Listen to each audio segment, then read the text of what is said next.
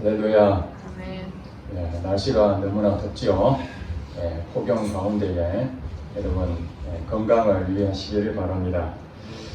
오늘 주실 하나님 말씀은 다니엘의 승리 비결이라는 제목으로 하나님의 마음을 전하도록 하겠습니다.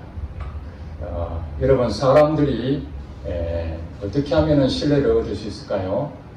또 어떤 사람을 우리는 신뢰를 합니까? 여러 가지 원인이 있을 수 있습니다만은 특별히 성실한 사람을 신뢰할 수가 있습니다. 꾸준함이죠. 어떤 일을 맡기면은 그 책임을 다하여 꾸준히 그것을 잘 수행하는 그런 사람들은 직장에서 인정을 받을 수가 있습니다. 또 약속을 잘 지키는 사람도 신뢰할 수가 있습니다. 그리고 자기 자리를 이탈하지 아니하고 그 자리를 묵묵히 지키는 사람, 그것도 신뢰할 수 있죠. 그리고 남을 이제 배려하는 사람, 남의 입장을 써서 늘 배려하고 위로하고 격려하고 이런 좋은 말을 하는 사람, 이런 사람도 신뢰할 수가 있습니다. 그리고 또 정직한 사람을 우리는 신뢰할 수가 있습니다. 그 외에도 우리가 신뢰할 만한 다양한 것이 있습니다. 이 세상에서 가장 큰 복된 사람이 누군가? 제가 생각해 보니까 사람에게 인정받을 뿐만 아니라 하나님에게도 신뢰를 받는 사람. 믿습니까? 저는 그렇게 생각합니다. 사람들에게도 신뢰를 받고 하나님에게도 신뢰를 받는 사람. 이 사람이야말로 이 땅에서 최고의 복을 누리는 사람이 아닌가 생각이 듭니다. 성경에 보니까 그런 사람이 여러 사람이 있는데 특별히 요셉과 다니엘, 이 두 사람은 이 세상에 같이 살면서 세속화되지 아니하고 사람들에게도 신뢰를 받고 하나님에게도 신뢰받는 사람이라고 보여집니다. 물론 우리는 요셉과 다니엘처럼 높은 지위에 올라가는 그런 것은 아닙니다. 어떤 사람들은 요셉같이 되라, 다니엘처럼 되라 그렇게 요청을 하는데 물론 하나님께서는 높은 자리에 올릴 수도 있고 서민으로 살아갈 수도 있습니다. 요셉과 다니엘을 하나님께서 우리에게 성경에 높은 지위로 그렇게 했던 것은 우리도 높아질 것이다. 너도 열심히 노력하면은 하나님 잘 믿으면은 복을 받는데 지위도 높은 자리에 올라간다. 이런 뜻으로 요셉이나 다니엘을 우리가 세운 것이 아니라는 것을 여러분 이해하시기 바랍니다. 그러면은 하나님께서 이 요셉과 다니엘이라는 이 사람을 통해서 우리에게 어떻게 신뢰를 받는지, 신뢰받을 수 있는 방법, 또 오늘 보니까 다니엘이 참 어려운 가운데서 그것을 극복한, 승리한 그런 내용들이 나오는데 그 비결을 함께 나누었으면 좋겠습니다. 사람에게 신뢰를 받고 하나님께 신뢰받았던 한 사람, 이 다니엘은 여러분 다니엘 1장부터 이렇게 쭉 읽어보시면 다니엘에 대해서 자세하게 이렇게 설명하고 있습니다. 여러분 아시다시피 이스라엘 백성은 남쪽과 북쪽이 갈라졌죠. 갈라져서 북쪽 이스라엘은 이미 멸망을 당해버렸고 이제 남쪽 이스라엘도 멸망 직전에 와 있습니다. 그 과정에서 바벨론의 느부갓네살 왕에 의해서 유대 땅에 있었던 이스라엘 땅에 있었던 사람 가운데 귀족이나 고관 자식들 좀 어떻게 말하면 바벨론 나라에 좀 필요한 인재를 가르치기 위해서 거기에 포로로 잡아갑니다. 그 중에 다니엘도 포함이 되어 있던 거예요. 그러니까 우리가 다니엘의 배경은 천한 서민이 아니라 그래도 이스라엘에 좀 지위가 있는 그 집안의 자녀라는 것을 알 수 있습니다. 그런데 성경에 보니까 다니엘과 세 친구에 대한 얘기 나오죠. 다니엘과 세 친구. 이미 여러분들 다니엘서 다 읽어보셨기 때문에 여러분 대충은 다 아실 겁니다. 다니엘과 세 친구도 하나님께서 그들에게 학식을 더하시고 어떤 것들을 깨닫는 은혜를 주시고 특별히 다니엘에게는 환상과 꿈을 볼 수 있는 능력을 주셨다. 이렇게 성경은 말하고 있습니다. 누가 주셨다고요?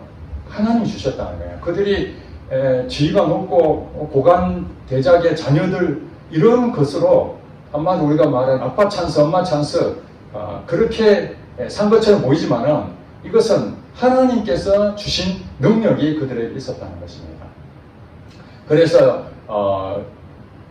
바벨론 땅에 포로로 잡혀왔지만은 여러분 그들이 나라를 잃었는데 아무리 잘 먹고 좋은 위치에 있다 할지라도 나라를 잃은 사람이 얼마나 힘들겠습니까? 그들에게는 유일한 게 하나 있었는데 그것은 하나님을 믿는 것이었습니다. 그리고 다니엘과 세 친구는 하나님의 믿음의 사람으로 우리 성경을 잘 볼 수가 있죠. 느부갓네살 왕 신상에 절하지 않으면은 풀물불에 그게 들어간다. 그렇게 하는데도 불구하고 세 친구는 끝까지 그것을 거부했죠. 그리고 결국 풀물불에 들어갔는데 죽었으면 살았습니까? 살았습니다. 물론 그들 입에서 고백하기를 나는 절대 배신할 수가 없다. 나는 하나님에 대한 믿음은 확고하다. 죽으면 죽으리라 하던 엑소더처럼 사실 절대절명의 위기 가운데서도 신앙을 버리지 아니하고 그러면서 그들의 고백이 그리 아니하실지라도 라는 참 유명한 그런 말, 여러분 잘 아시잖아요. 우리가 풀물에 들어가서 우리가 다시 살아나지 못한다 할지라도 그럼에도 불구하고 우리는 하나님을 배신할 수가 없다. 이 얼마나 대단한 것입니까? 물론 하나님께서 은혜로 그들을 건져주셨습니다. 그 이후에 다니엘은 하나님의 은혜로 꿈을 해몽하는 것 때문에 느부갓네살 왕의 총애를 얻게 되고 다른 사람들보다 훨씬 더 높은 여러 지방을 다스리는 총리로 임명이 됩니다. 그런데 이제 그 느부갓네살 왕이 죽고 그 아들 벨사살 왕이 있는데 벨사살 왕도 꿈 해몽을 해주고 거기에 대해서 그 이후에 벨사살 왕도 죽고 얼마 못 사는 죽고 그 다음에 이 바벨론 나라가 멸망을 당합니다. 메데 바사라는 나라에 멸망을 당하는데 그 첫 번째 왕이 다리오 왕이었습니다. 다리오 왕. 다리오 왕이었기 때문에 이 다리오 왕의 여러분 이제 정권이 바뀐 겁니다. 나라가 완전히 바뀌었어요. 바벨론의 정책은 바벨론의 그 입장이 있지만 이제 메데 바사라는 나라가 점령했기 때문에 새로 왕위에서 새롭게 이제 구성을 해야 됩니다. 그런데 오늘 본문 내용을 여러분 읽으셨겠지만은 1절에 볼게요. 다리오가 자기의 뜻대로 고관 120명을 세워 전국을 통치하게 하고 또 그들 위에 총리 셋을 두었으니 다니엘이 그 중에 하나이다. 그러니까 다니엘은 벌써 왕을 지금 세 번째 거쳐가는 상황에서도 여전히 그 지위를 잃어버리지 않았다는 것이죠.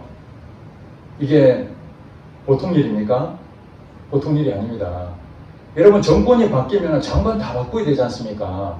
그런데 정권이 바뀌었는데도 불구하고 그 장관은 위임하다.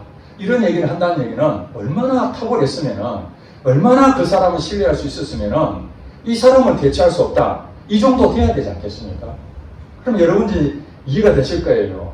다리오 왕조차도 다 자기 편으로 다 바꾸고 싶은데 바벨론의 포로로 잡혀왔던 그 이스라엘의 백성 가운데 한 사람, 그 사람 도대체 얼마나 탁월하길래 다른 사람들도 더 이상 그 사람에 대해서 말하지 못할 정도로 총리 3명 중에 한 사람으로 임명을 했다는 것입니다. 그런데 여기서 더 중요한 건 뭐냐면은 세 사람이니까 그렇지 않습니까? 세 사람이 오늘 본문에 보니까 120 전국을 통치하는 120명으로 고관들을 딱 세웠거든요. 그 120개의 그 성읍들을 이 세 총리가 나누어서 이렇게 다스리게 이렇게 했습니다. 그랬는데 오늘 3절에 보니까 다니엘이 총회한 이유를 설명하고 있습니다. 3절에 볼게요. 다니엘은 마음이 어떻다고요? 민첩하여 총리들과 고관들 위에 뛰어남으로 왕이 그를 세워 전국을 다스리게 하고자 한지라. 그러니까 마음이 민첩하다. 아주 기민한 거죠. 무슨 일을 하면은 벌써 이게 먼 미래까지 다 볼 정도로 한 가지 가르쳐주면 10가지를 해낼 정도라고 보면 되죠. 무슨 일을 시키면은 둔한 사람도 어떡합니까? 그냥 그것을 헤매고 잘 하지도 못하고 그래서 차라리 일을 안 맡기는 게 낫잖아요. 이 민첩할 정도면 하여튼 그 일에 대해서는 똑부러지게 잘한다. 그러니까 3명 중에서 셋 중에 그 위에를 세우겠다라는 계획을 이 다리오 왕이 세웠던 것입니다. 이것이 문제가 된 것입니다. 사실은 다니엘 입장에서는 정말 그 더 높은 자리에 올라가는 기회이 있지만 또 반대적으로 생각하면 그 다니엘에 대해서 같은 입장이 있고 그 밑에 고관들 그들이 보면은 새로운 정권이 바뀌었는데 그 전에 있는 사람이 그대로 위임하고 이걸 그냥 좋게 생각하는 사람도 있었겠지만은 시기 질투는 당연하지 않겠습니까? 그런 점에서 4절에 보니까 이에 총리들은 남은 2사람이죠. 총리들과 고관들이 국사에 대하여 다니엘의 고발할 근거를 찾고자 했으나 아무 근거, 아무 허물도 찾지 못하였으니 이는 그가 충성되어 아무 그릇됨도 없고 아무 허물도 없음이었더라. 정말 사람 앞에서 온전하게 신뢰를 받았다라는 것을 한마디로 이제 성경을 말하고 있습니다. 세상 사람들이 흠을 우리가 털어서 먼지 안 난다는 거 없잖아요. 그런데도 세무조사도 하고 아무리 찾아봐도 청문회를 열어도 나올 게 하나도 없는 거예요. 오히려 좋은 미담들만 막 나타나면은 더 이상 더 할 말이 없잖아요. 그런 정도로 다니엘이 다른 사람들에게 그렇게 신뢰를 받을 만한 그런 일을 했다. 그러나 이 일로 인해 가지고 시기 질투하는 사람들에게는 그것이 마음에 편치 않는 일이 됐죠. 여러분도 만약에 다른 사람에 비해서 진급을 빨리 한다든지 또 일에 대해서 사장님이나 주변 사람들이 칭찬 많이 하면은 우리가 박수도 쳐주고 이렇게 해야 되는데 사촌이 논 사면 어떻다고요? 배가 아프다 하는 것처럼 친척이 논을 샀는데도 배가 아플 정도니 우리 동료들이 더 잘되고 그러면 박수도 쳐줘야 되는데 오히려 그 사람은 뒤에서 험담하고 지가 잘나서 그랬나 하고 온갖 잘못된 것들을 막 시기 질투하는 일이 없을까요? 있을까요? 있거든요. 여러분 이제 배워야 될 거면 여기 계신 분들 다 직장에 다니시잖아요. 그러니까 우리가 지금 이 다리오 왕 시대에 세상에서 일하고 있는 이 다니엘이 바로 나의 입장을 이렇게 일치시켜서 봐야 됩니다. 지금 물론 여러분들은 다니엘처럼 민첩하여 사람들한테 아무 근거를 찾지 못할 고발의 근거를 찾지 못할 정도로 완벽한 사람은 아닙니다. 우리가 요구하는 것은 다니엘처럼 완벽한 사람들의 칭찬받을 만한 완벽한 사람으로 그렇게 살아야 된다. 이걸 말하는 게 아니라는 여러분 다시 한 번 더 생각하시고 어떻게 해서 이 다니엘이 사람들에게 신뢰를 받을 수 있었느냐. 이것이 우리가 중요한 것이고 물론 외적으로는 사람들에게 신뢰를 받을 만한 조건을 다니엘이 다 갖추고 있었습니다. 그러나 이로 인해서 다니엘은 고발을 당하게 되는데 결국에는 다니엘이 하던 행동들이 있었습니다. 그러니까 자기 자신뿐만 아니라 예수를 안 믿는 사람들, 당시로 말하면 불신자들이죠. 세상 사람들이 다니엘을 보고 늘 하던 습관을 봤는데 보니까 창문을 딱 열어놓고 방에 올라가서 여기 보니까 웃방이라고 그러죠. 창문을 딱 열어놓고 예루살렘을 향해서 지금 포로로 잡혀있으니까 예루살렘이 자기 고향이잖아요. 하나님이 계시는 그 예루살렘 성전을 향하여 뭐 했다는 거예요? 기도했다는 거예요. 하루에 3번씩 그렇게 늘 하나님과 관계를 맺고 있었던 것을 사람들이 다 알고 있었어요. 그런 것 때문에 사실은 미움을 사는 거죠. 우리가 예수를 믿는다는 것 자체는 아무도 모르면은 예수 믿는 거에 대해서 모르니까 내가 잘못 행동해도 별로 말 안 하는데 예수 믿는다는 거 하면은 조금만 뭐 좀 이상한 거 하면은 그냥 여러분 비난하고 조롱하고 그러지 않습니까? 그러니까 우리가 예수를 믿는다는 자체는 사람들한테 하나님에 대한 것을 드러내는 일이 되거든요. 그래서 굉장히 조심할 수밖에 없는 거예요.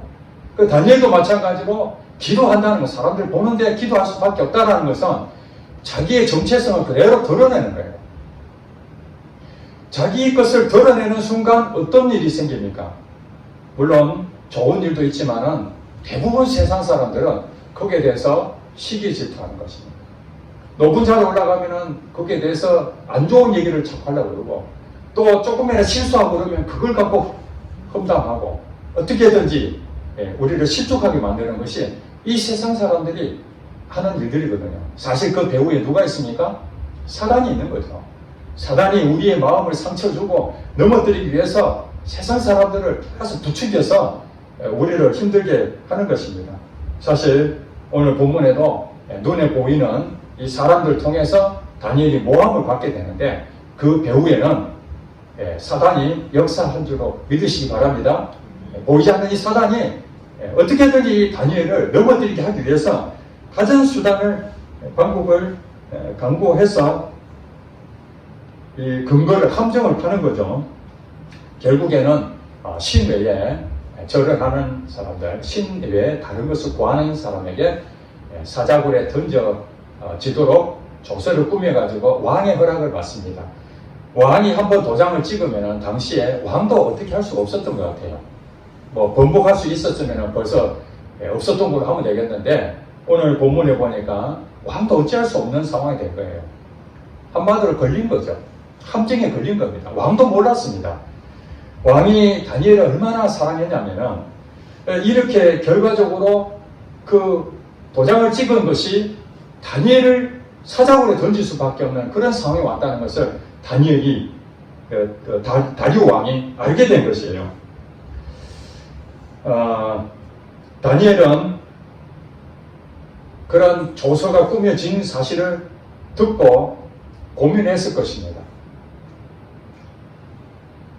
과거에 새 친구들이 신상에 절을 하지 않으면 풀무불에 들어간다라는 것을 본인은 직접 참여 안 하지만 친구들 통해서 다 알고 있었지 않습니까? 그리고 또 하나님에 대해서 그동안 많은 체험들을 했지 않습니까? 그럼에도 불구하고 다니엘에게는 또다시 하나님 외에 다른 사람에게 절을 한다는 것은, 이거는 둘 중에 하나를 선택해야 될 절체절명의 상황이 자기에게 또 주어진 그 부분이 쉽게 선택할 수 있는 건 아닙니다. 우리가 아무리 체험했다 할지라도, 예를 들어서 이거는 이렇게 선택하고 손해를 조금 본다면 그래도 눈 감을 수 있지만, 정말 목숨을 내버려야 될 정도면 이거 굉장히 심각한 거 아닙니까? 또 지금 총리 세 사람 중에서 얼마나 우리가 말하면 높은 자리에 올라갔습니까? 그래서 셋 중에서 더 높은 자리에 올라갈 이 기회에서 하루아침에 그냥 완전히 죽음으로 간다는 건, 이거는 추락이죠, 추락. 말이 안 되는 거죠. 그래서 하나님을 배신할 것인가, 아니면 죽음으로 나의 신앙을 지킬 것인가 하는 이 절대절명의 위기 가운데 다니엘은 어떤 결정을 했을까요? 10절에 보겠습니다. 10절. 다니엘이 이 조서에 왕의 도장이 찍힌 것을 알고도 자기 집에 들어가서는 윗방에 올라가 예루살렘으로 향하여 창문을 열고 전에 하던 대로 하루 3번씩 무릎을 꿇고 기도하며 그의 하나님께 감사하였더라. 다니엘은 이렇게 결정했습니다. 왕의 도장이 찍혀서 이제 더 이상 바뀔 수 없다는 것을 알았습니다. 그럼에도 불구하고 자기는 여기 성경에 보니까 전에 하던 대로, 지금 그전까지는 하나님 앞에 하루 3번씩 무릎 꿇고 기도했던 이 내용이 조서가 꾸미고 난 다음에 큰일 났구나, 이대로 해서는 안 되겠다, 그렇게 해서 하나님 앞에 무릎 꿇고 하나님 살려주세요, 믿음으로 지키게 해주세요, 배신하지 않게 해주세요, 이 위기를 넘기게 해주세요, 이렇게 기도한 것이 아니라, 여러분 대부분 우리는 어떻게 합니까? 평소에는 하나님과 관계를 잘 유지하지 않다가 위기 가운데 오면은 그냥 평소에 하지도 않던 기도하기 시작하고 새벽에 나오고 금식도 하고 이런 일을 하잖아요. 물론 하나님께서는 그런 가운데서도 사랑하는 자녀니까 하나님 앞에 나와서 그래도 눈물을 흘리는 그 마음이 불쌍히 여겨서 응답하시고 구해주시기도 합니다. 그러나 다니엘이 어떻게 했는지 우리가 다시 배워야 될 것은 전에 하던 대로 위기가 있기 전에 총리로서 그 일을 잘하고 또 느부갓네살 왕에 잡혀와서 그때부터 쭉 지나온 이 세월까지 얼마나 많은 시간이 흘렀겠습니까? 그 시간 동안 전에 하던 대로 하루에 3번씩 그는 늘 마음에 정하고 뜻을 정한 것이죠. 여러분, 하루에 3번을 기도한다는 것은 뜻을 정하지 않으면 3번 기도할 수가 없습니다. 나는 반드시 오늘 3번을 반드시 해야 되겠다. 물론 때로는 일이 있어서 못할 수도 있지만 그러나 뜻을 항상 정했기 때문에 여전히 꾸준히 성실하게 그는 전에 하던 대로 하루에 3번씩 무릎을 꿇고 간절한 마음으로 기도한 것입니다. 물론 이때 기도가 살려주세요 이런 기도를 할 수도 있겠지만 그 뒤에 그의 하나님께 감사했다라고 하는 걸 보면은 이제 내 위치가 여기서 다 잃어버린다 할지라도 하나님께서 내게 주신 그 사명이 오늘 다 끝난다 할지라도 내가 하나님을 배신하지 아니하고 여전히 하나님은 존귀하신 하나님이십니다. 영광을 받으시는 하나님이십니다. 나의 육체의 때가 오늘 이것으로 끝난다 할지라도 주님 감사합니다. 물론 다니엘이 이렇게 기도했다라는 근거는 없습니다. 그러나 저의 삶을 돌이켜 봤을 때에 하나님에 대한 기도하고 그런 마음을 가졌을 때 충분히 다니엘도 그런 마음을 가졌다고 저는 느껴집니다. 왜냐하면 하나님께 감사한 것은요, 그냥 좋았을 때 감사할 수는 있지만 정말 위기 가운데 감사한다는 것은 하나님을 깊이 생각하지 않는다면, 하나님에 대한 그 신뢰가 없다면 그렇게 감사할 수가 없습니다. 다니엘이 했던 이 기도는 감사 기도였습니다. 나를 살려주세요 이 기도보다는 하나님 감사합니다. 지금까지 하나님 은혜 가운데 지혜를 주시고 또 은사를 주셔서 바벨론 나라에 포로로 잡혀왔지만은 믿음을 잃지 아니하고 끝까지 주님 앞에 서 있는 것, 이제 선한 싸움 다 싸우고 나의 달려갈 길을 마쳤으니 내가 끝까지 믿음을 지키고 주님께 갑니다 하는 사도 바울의 고백이, 저는 이 다니엘이 이날 들어가서 밑방에 올라가 예루살렘에 향한 창문을 열고 그 전에 하던 대로 똑같이 하루 3번씩 무릎을 꿇고 기도한 이 모습이 바로 우리가 도전을 받아야 될 부분이 아닌가 생각합니다. 왜냐하면 여러분, 평소에 기도한다는 자체가 저도 그렇고 여러분도 그렇고 일상을 사는 데에 아침부터 저녁까지 일하면은 그 진을 다 쏟고 저녁에 퇴근하면은 또 주부는 밥을 해야 되고 가정을 섬겨야 되고 우리 청년들은 또 몸관리도 해야 되고 쉬어야 되고 그렇지 않습니까? 그런 상황에서 매일 반복되는 그런 세상 속에서의 일과 또 영적인 부분에서의 그 부딪히는 영적 싸움들, 이런 것들이 참 많은 부분에 육신도 힘들지만 정신적으로도 힘들고 또 예수 믿는 것 때문에 다른 사람들은 고민하지 않아야 될 것들, 영적인 고민들도 우리에게 또 있지 않습니까? 이런 가운데에 기도한다는 것이 얼마나 어려운지 모릅니다. 그런데 이 다니엘은 그냥 하루 일상을 편안하게 살고 있는 것이 아니라 다리오 왕의 전국 120개의 그 성읍들을 다스리는 총리로서 그 일이 얼마나 바쁘겠습니까? 우리가 흔히 잘 쓰는 공사다망하잖아요. 나라의 일을 하는 그 입장에서 사람들을 접견하고 또 그 일을 처리하고, 아마 지금이야 그래도 출근이고 퇴근이라고 있지, 당시 문화로 봤을 때에 출퇴근이 어디 있겠습니까? 일이 끝날 때까지 그렇게 하는 가운데서 다니엘은 그 가운데서도 기도를 쉬지 않았다는 사실입니다. 우리가 기도를 쉬지 않고 꾸준히 했다라는 것은 바로 다니엘이 하나님 앞에 신뢰를 얻는 아주 귀한 일이라는 것을 알 수 있습니다. 또 한편 이 기도한 것들 때문에 사실은 세상에 이런 일도 잘 감당할 수 있었다는 것을 우리가 알 수 있습니다. 앞전에 읽은 것처럼 다니엘에 대해서 아무 허물도 찾지 못하고 충성되이 바르고 정직하고 성실하게 한 그 모습들, 이 지혜가 어디서 왔겠습니까? 하나님을 통했겠죠. 우리가 기도한다는 것은 위기 가운데에 하나님 도와주세요, 이것만 기도하는 것이 아닙니다. 이 다니엘의 기도 그동안 했던 거 뭐냐면은 평소에 우리가 일터 가운데 직장 생활하면서 하나님, 세상 사람들에게 하나님의 살아계심을 증명해야 되는데 다 그들이 내가 예수 믿는 걸 아는데, 내가 하나님 믿는 백성이라 아는데 인간의 지혜가 아니라 하나님의 지혜로 이 직장이 바르게 되고 하나님을 신뢰할 만한 그런 일을 나는 부족한데 어떻게 할 수 있겠습니까? 이것이 바로 무릎을 꿇는 일이라는 거예요.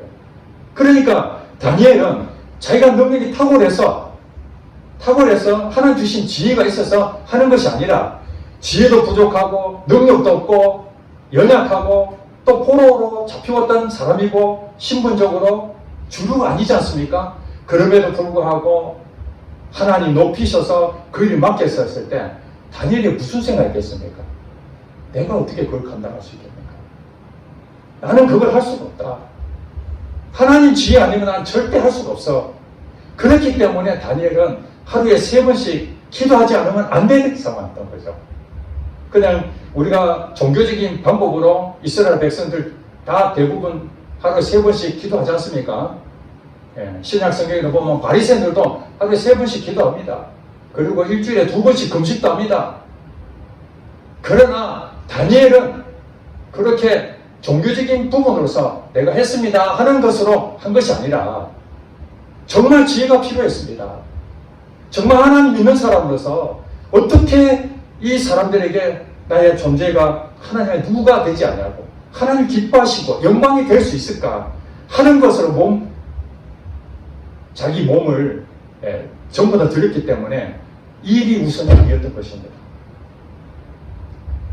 만약에 하나님이 1순위가 아니고 자기에 맡겨진 이 세상에, 즉 총리 일이 우선이었다면 기도는 시간에 날 때 할 것이지 시간이 안 나면 못 할 것입니다.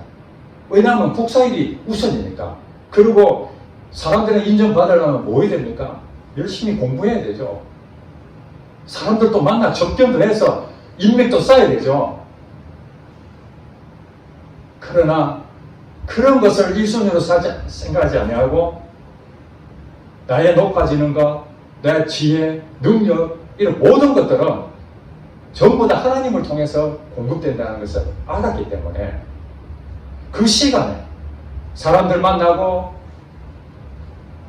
우리가 바로 로비하고 부정직한 방법으로 어떻게든지 자기 이름 알리고 줄을 서고 백을 만들고 이런 과정에 시간을 보내는 시간보다 오히려 그 바쁜 시간 가운데서도 하루에 3번씩 기도하는 시간을 가짐으로써 오히려 하나님께서 세상 사람보다도 훨씬 더 많은 능력과 지혜를 얻게 됐다는 것입니다. 아멘?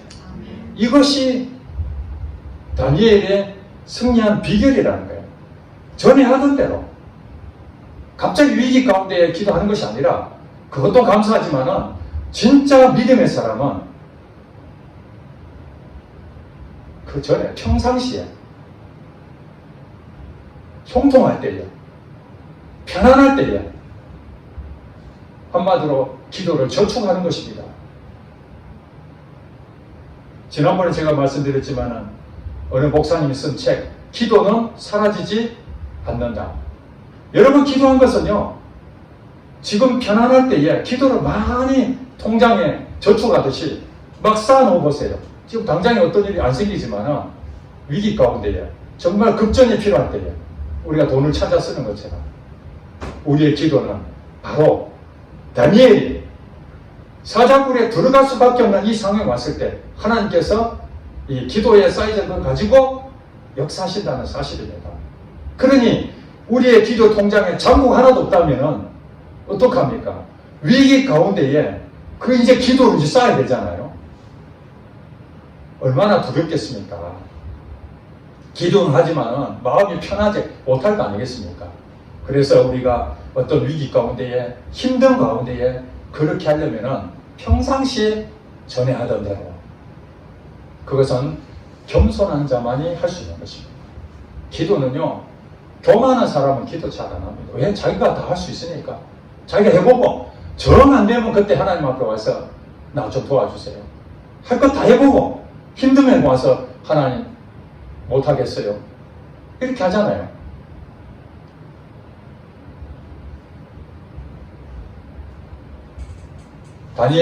다니엘이 그런 상황이 있어도 하루 3번씩 무릎 꿇고 기도하는 모습 그대로 했더니 그걸 지켜보던 사람들 언제 하나 했는데 여전히 똑같이 하니까 역시 그걸 왕에게 나아가서 법을 어겼던 사람이 있다.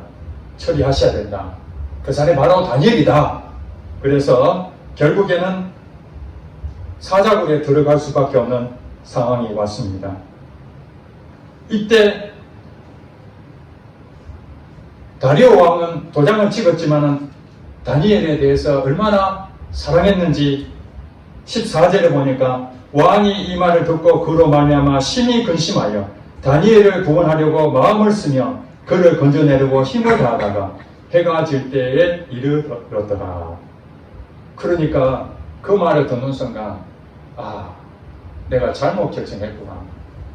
다니엘이 아마 왕은 그것을 소상히 알지는 못했던 것 같아요. 하나님을 믿는 자는 알았지만 자기 외에 다른 신에게 절을 하고 구한다는 것은 그건 사실은 깊이 알았다면 처음부터 안 했을 건데 그냥 아무 생각 없이 도장을 찍었는데 그것이 다니엘이 이제 걸리게 된 것이죠. 그래서 어쩔 수 없다라고 포기한 것이 아니라 다리오 왕은 어떻게든지 다니엘을 구원하려고 마음을 쓰며 그를 건져내려고 힘을 다 썼다는 거예요. 그러면서 잠도 자지 않는 거예요. 잠도 안 자고 오락도 금지하고 금식도 하고. 여러분, 다리오 왕은 하나님 모르는 사람입니다. 하나님을 안 믿는 사람입니다. 이방 사람입니다. 그런데도 다니엘이 얼마나 하나님의 신실한 자로서 충성스럽게 신뢰를 했느냐면은 이 다니엘을 어떻게든지 살려보려고 한마디로 총동원한 거예요. 왕인데도 불구하고 자기 법을 어기지는 못하니까 어떤 방법이든지 그렇게 하려고 하는 것이죠. 이것이 바로 우리 예수 믿는 사람들은 신뢰를 쌓는 것에 대해서 내가 신뢰 쌓으려고 예를 쓰는 것이 아니라 하나님의 믿음으로 서게 되면은 세상 사람들이 알아주는 겁니다. 한쪽에서는 자기를 죽이려고 시기 질투하고 막 그러지만 진짜 아는 사람들은 또 위로해주고 격려하는 사람도 있습니다. 여러분 가운데에 예수 믿는 사람 아니더라도 예수 믿는 것 때문에 예수 안 믿는 그런 사람인데도 불구하고 예수 믿는 나를 존중해주고 신뢰해주는 사람도 여러분 가운데 있지 않습니까? 물론 대부분은 예수 믿는 사람들을 비난하고 조롱하고 그렇게 음해할 수 있지만 그래도 어떤 사람들은 그런 마음을 갖게 됩니다. 그것이 뭡니까? 그것이 하나님께서 우리에게 다시 힘을 주는 거죠. 하나님께서는 이 다리오 왕을 그런 마음을 주신 거예요. 보통 왕은 그렇게 못합니다. 아무리 충성스러운 그런 일을 한다 할지라도 자기 친자식도 아닌데 그런 상태에서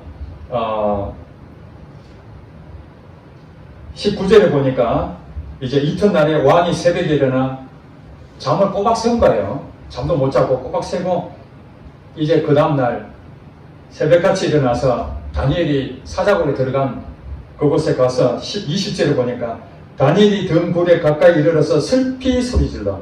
여러분 얼마나 괴로웠으면은 한마디로 버섯발 벗고 뛰어간 것처럼 감옥에 그 사자굴에 다니엘이 있는 곳에 그냥 정광석화처럼 뛰어가서 울면서 슬피 울며 말하기를 다니엘아 그렇게 외쳤습니다. 그리고 이런 말합니다. 그냥 다니엘아 해도 되는데 살아계시는 하나님의 종 다니엘아. 참 얼마나 멋진 얘기입니까? 살아계신 하나님의 종 다니엘아. 저와 여러분은 사람들 앞에 어떤 모습으로 보여집니까? 저는 이런 얘기를 듣고 싶습니다. 살아계시구나. 당신을 보니 하나님 살아계시구나.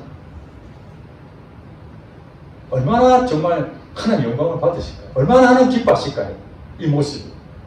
바로 다니엘에게 향하여 왕이 말하기를 살아계시는 하나님의 종 다니엘아. 그러면서 이렇게 말합니다.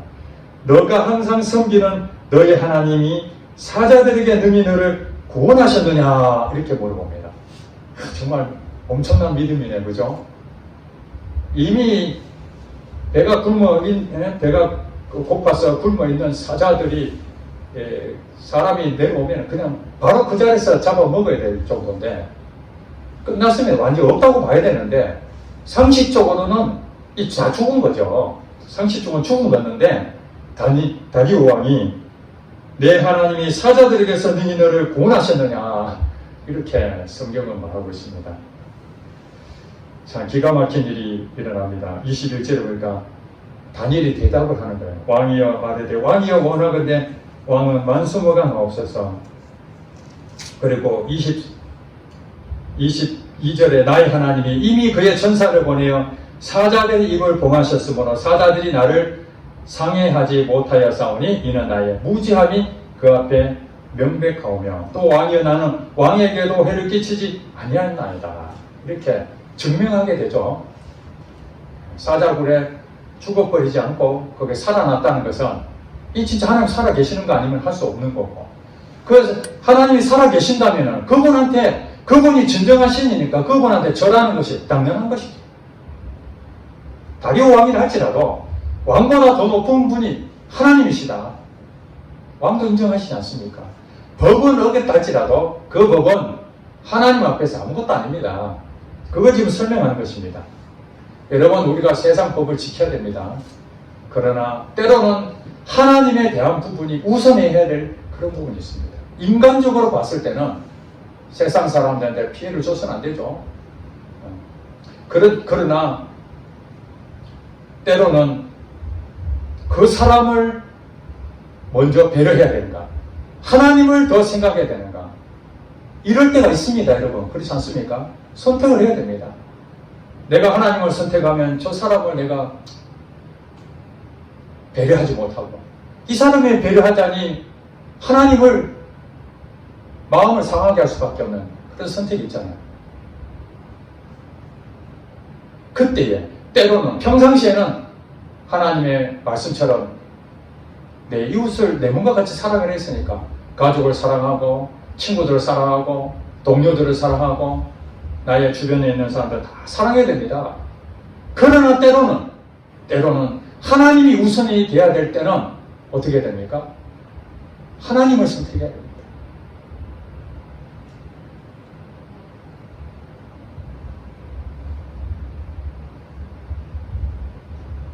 사실은 그동안 충성스럽게 일했던 다니엘이라 할지라도 왕이 정했던 그 법을 어기는 그것은 죄를 범하는 일이거든요. 세상 죄를 범하는 것입니다. 왕의 신뢰를 얻었다 할지라도 그것을 어긴다는 자체는 죄인이 되는 것입니다. 그러니까 사자굴에 던져지는 거죠. 그럼에도 불구하고 다니엘은 세상에 다니엘의 마음을 잃어버리고 세상 사람들이 나를 비난한다 할지라도 나는 하나님을 끝까지 배신하지 않겠다. 그 마음을 가졌기 때문에 이런 결정을 했다는 것입니다. 그리고 23절에 보니까 왕이 심히 기뻐서 명하여 다니엘을 굴에서 올리라 하며 그들이 다니엘을 굴에서 올린 즉 그의 몸이 조금도 상하지 아니하였으니 이는 여기에 설명합니다. 그가 자기의 하나님을 믿음이었더라.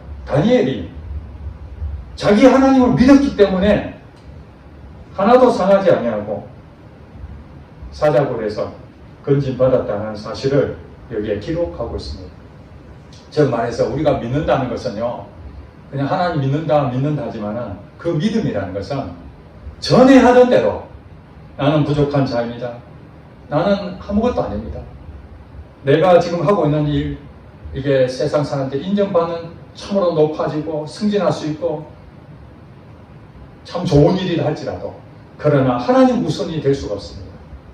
그러면서 나의 약함을 인정하고 기도하는 사람, 이 사람이 겸손한 사람 아닙니까? 주님의 마음이 있는 사람은 온유하고 겸손하다고 합니다.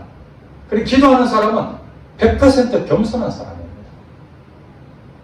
기도하지 않는다는 것은 반대로 교만한 사람이라고 밖에 할 수 없습니다. 하나님을 믿는다는 것은 우리가 기도하게 되는 것입니다. 그것은 나의 연약함을 불쌍히 여겨달라.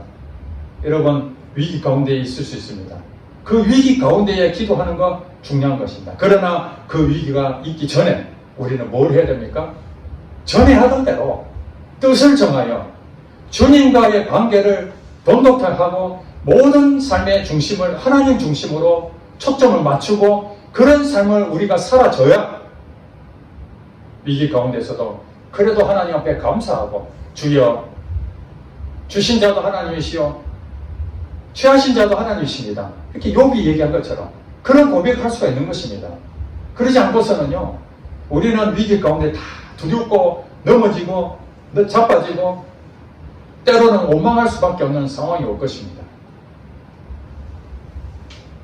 이제 말씀을 정리하고 마치려 합니다. 다니엘의 승리 비결은 다른 것이 없었습니다. 자기 연약함을 늘 인정하고 있었습니다. 자기가 꿈을 해몽도 할 줄 알고 공부도 얼마나 열심히 했습니까? 학식도 있고 그걸 의지하지 않았습니다. 철저하게 하나님을 의지했습니다. 여러분, 오늘날도 높은 지위에 올랐다 하지만 하루아침 못 날리는 거 좀 다 보셨잖아요. 언제 어떻게 그 가장 높은 자리에서 그냥 날개 없는 것처럼 새처럼 추락하는 일이 다반사입니다. 그 사람이 덜 똑똑해서 그렇습니까? 무능력해서 그렇습니까? 아닙니다. 자기가 아무리 날고 기고 그런 일을 한다 할지라도 어떤 상황에 대해서 하루아침에 옷을 벗을 수 있습니다. 지난주에 말씀드렸잖아요. 공군 참모총장인데 그 전투기 하나가 사고로 땅에 떨어진 그 문제가 사회적으로 문제가 되니까 옷을 벗는 겁니다. 그 사람이 무능력해서 옷을 벗은 겁니까? 아닙니다. 하나님이 그 자리에 높여주지 않으면 그 자리에 있을 수도 없고 또 하나님을 의지하지 않으면 그 자리를 계속 유지할 수도 없습니다. 높아지지도 못하지만 유지할 수도 없습니다. 그러니 우리는 여전히 다니엘의 이 승리 비결은 높아지는 데 우리가 초점 맞추는 게 아니라 우리가 오늘 하루를 뜻을 정하여 겸손한 마음으로 주님 나의 연약함을 인정하고 주님 나의 지혜가 아니라 하나님의 지혜로 하나님의 능력으로 하나님 역사해 주시옵소서. 오늘도 일터 가운데서 여러분 아침에 기도할 때에 하나님 오늘 일터 가운데 내게 맡겨진 그 사명 주님의 이름으로 역사해 주시옵소서. 하나님 우리 관계 이 회사 하나님 역사해 주시옵소서. 그러면서 그 시간마다 여러분 바쁘지만은 다니엘보다 더 바쁘겠습니까? 그 바쁜 가운데서도 뜻을 정하여 주님과의 그 초점을 맞추는 그 삶이 그가 오늘날 우리에게 승리하는 비결이었다는 것입니다. 저는 그걸 보면서 제일 중요한 단어 한마디, 전에 하던 대로, 저는 어제 했던 대로 오늘 하기를 원하고 오늘 했던 대로 내일 하기를 원합니다. 오늘 마지막 날 죽는다 할지라도 다른 일보다도 뜻을 정하여 주님과 교제하는 이거는 절대 놓치고 싶지 않습니다. 저와 여러분 교만하지 아니하고 겸손할 수 유일한 방법은 뜻을 정하여 주님과 깊은 교제를 나누는 것입니다. 이것이야말로 위기 가운데 승리하고 다니엘처럼 높은 자리는 아니랄지라도 여러분에 있는 그 자리에서 하나님의 영광 받으실 줄로 믿습니다. 기도하겠습니다.